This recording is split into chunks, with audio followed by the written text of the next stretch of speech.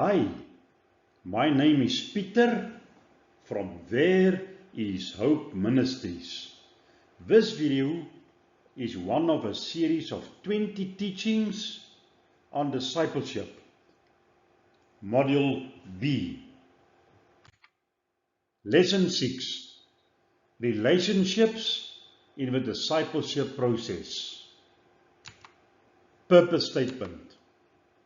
The purpose of this session is to help you understand the importance of relationships in the discipleship process. Learning objectives. This lesson will help you to understand the importance of relationship in discipleship, understand that there are different levels of communication, understand that relationships are important to God, understand the key ingredients to good interpersonal relationships, and lastly, commit yourself to deepening your relationships with your disciples.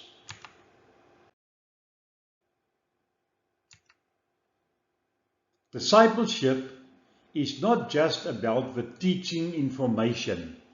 It is about relationships that transform lives. Relationships touch every area of life.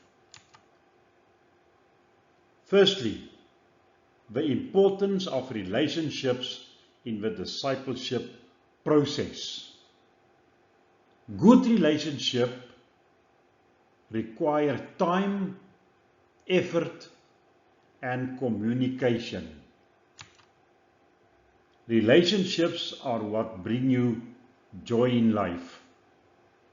They can be a source of your greatest happiness and also our deepest pain. Relationships are always dynamic. They always change, either become deeper or more shallow. It takes work to build good relationships, but the work is well worth it, and it is a crucial factor in the discipleship process. Spiritual growth and relational growth go together. Disciples grow best in safe, trusting relationships.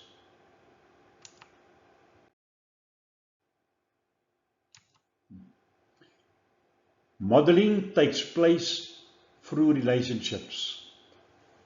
People learn more from what you do than from what you say. Jesus discipled in the context of relationship. His disciples lived with him and not only heard his teaching, but also saw the truths lived out in his life. We show our disciples how to live spiritually. We can tell our disciples spiritual truths with our words, but through our relationship with them, they will see how to live these truths by watching our lives. They learn both by what you teach and by what you model. We show our disciples how to do personal ministry. If we want to develop disciples who will multiply, we must show them how we do personal ministry. This makes our training strong and effective. Teaching combined with a living example is powerful. This means that as a discipler, you need to know how to do personal ministry yourself. And already by doing it, so you can show your disciples real example. We show our disciples Christian character. Paul said, "Follow my example, just as I follow Christ." We must walk with the Lord and model that walk to our disciples.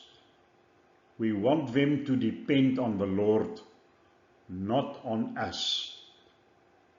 Our life should give a constant example, but we must also remember that we are not perfect.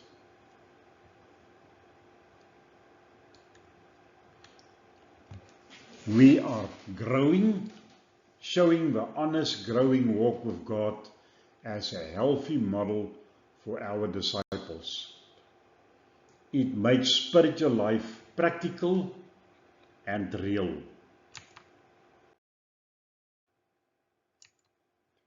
Spiritual growth happens through relationships. People grow spiritually when they receive teaching inside the relationship. This is how Jesus trained his disciples.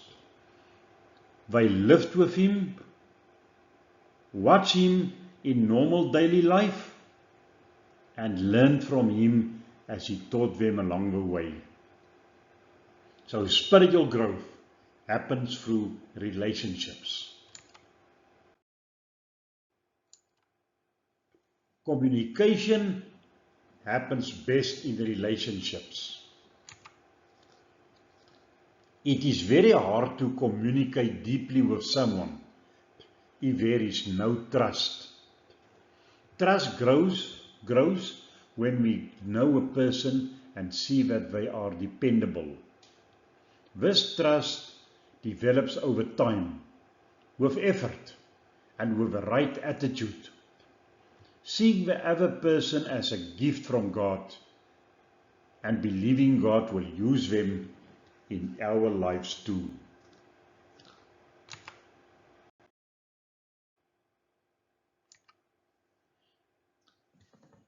Different kinds of communication. This is the most superficial level, safe but impersonal. Let us look at the first one.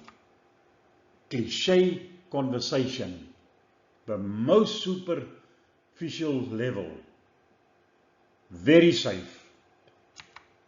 Examples: "Hi, how are you? That's a nice shirt. It's really hot today." So it is safe but impersonal. This is surface level talk in our first contact with people.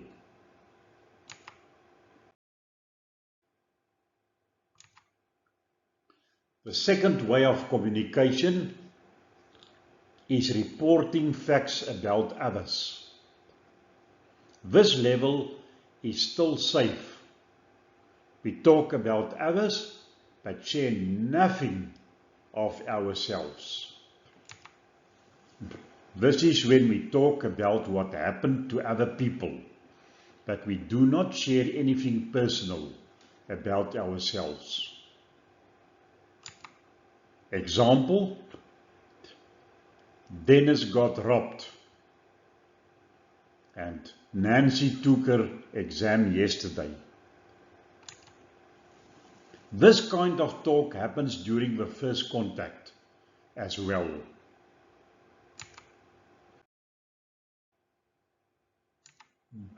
The third way is expressing ideas and opinions.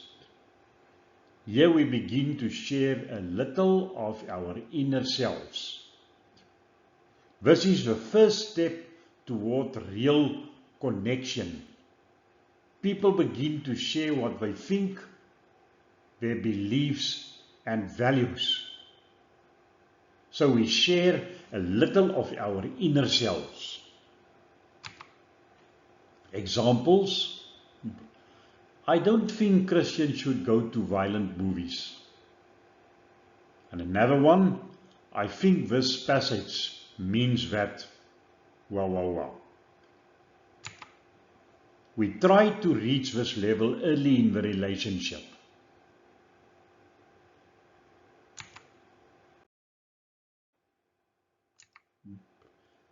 The fourth one is sharing personal feelings and emotions.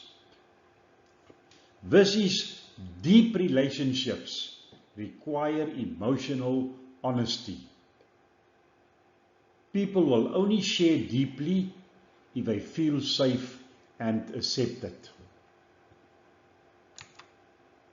Any relationship that becomes meaningful must reach this level. But people will not share feelings if they sense they are being accepted. Examples: I felt left out when I wasn't invited.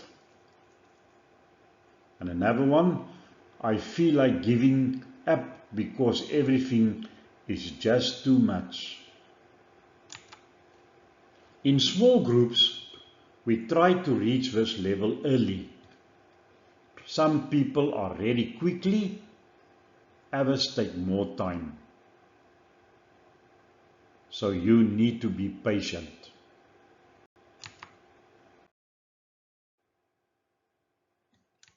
And the last one we call peak communication.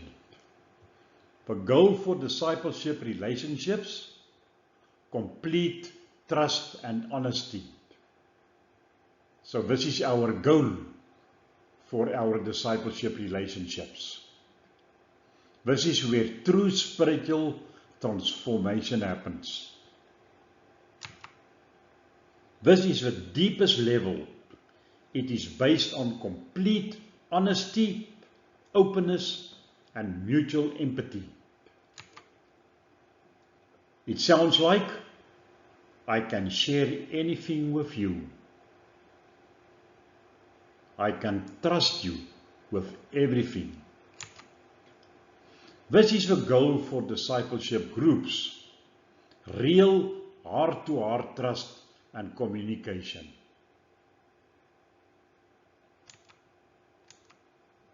All levels are valuable. The key is knowing when each level is appropriate.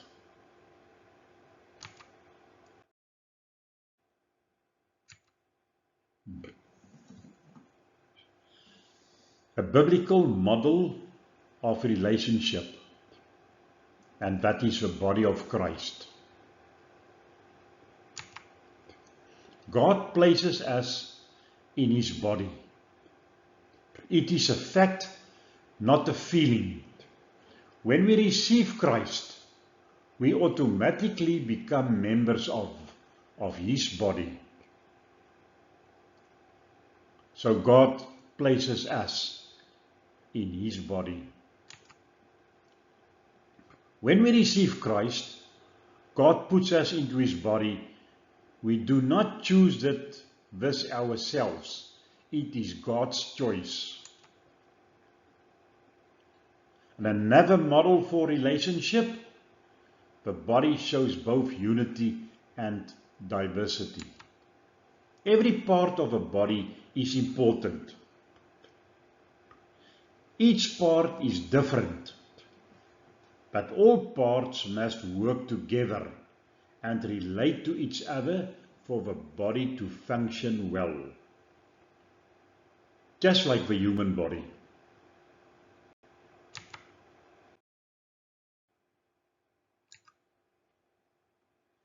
Three purposes of a body of Christ. These purposes is God's blueprint for healthy church relationships. Let us look at the three principles. or purposes. To let members relate to each other and to the world. To help members grow in health and maturity. To accomplish the work of God has given the body to do. Our relationships have a mission purpose. Together we fulfill God's calling.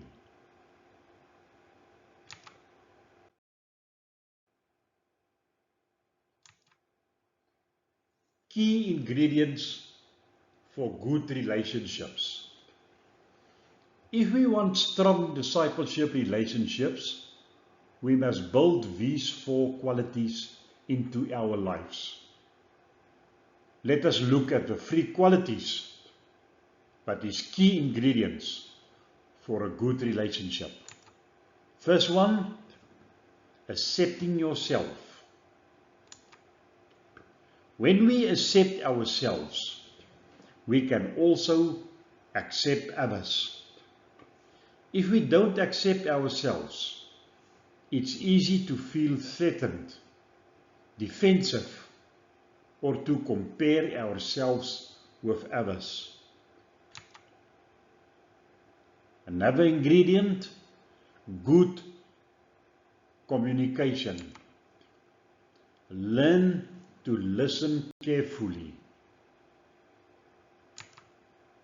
Learn to share your thoughts and feelings clearly.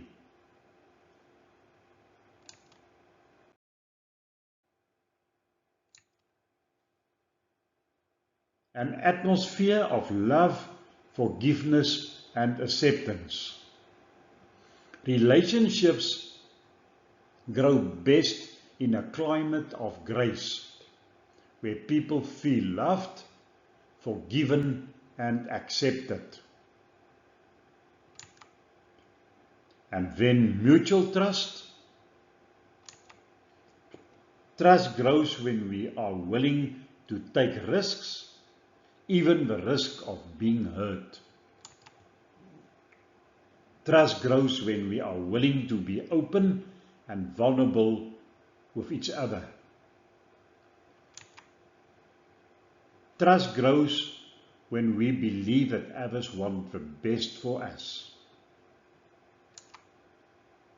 Mutual trust takes time and is built through communication, reliability, openness, and faithfulness.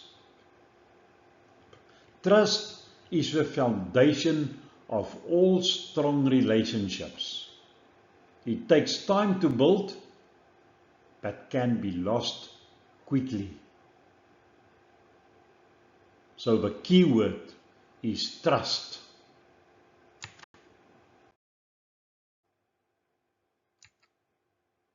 Conclusion. Healthy relationships are at the heart of the discipleship process.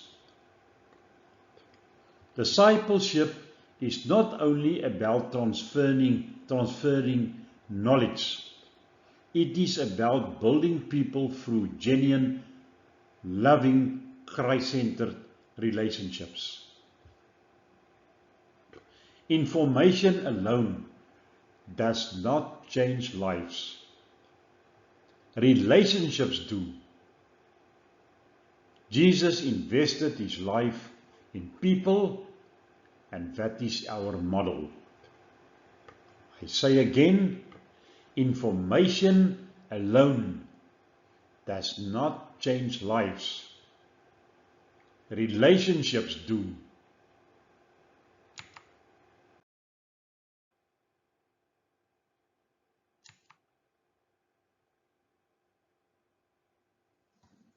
We grow spiritually through relationships, by learning from one another, sharing honestly, and walking together in faith.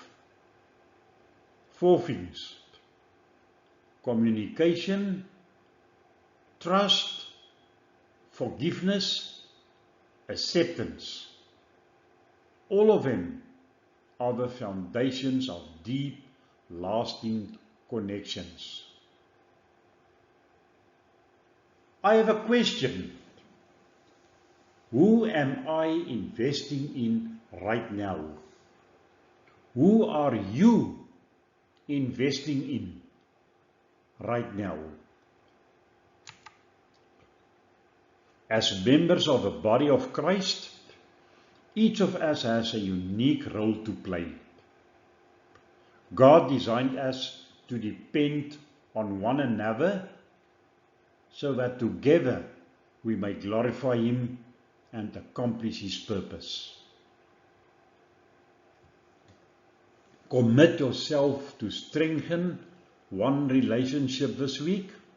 Yes, try to strengthen one relationship this week through prayer, listening, and encouragement. I pray that God will help you to love as Jesus loved you.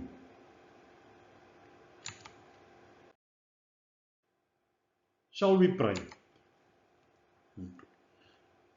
Lord Jesus, thank you for teaching us the power of relationships in the process of discipleship.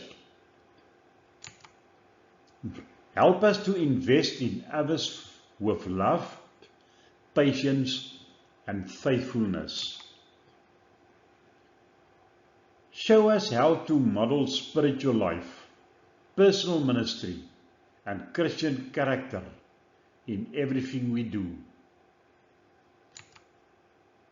Grant us wisdom to communicate with trust and honesty, and to create relationships filled with acceptance, forgiveness, and love. May we grow together in your body and use our gifts to glorify you and build others up. We ask this in your holy name. Amen. For a summary, see the written material sent to you by email.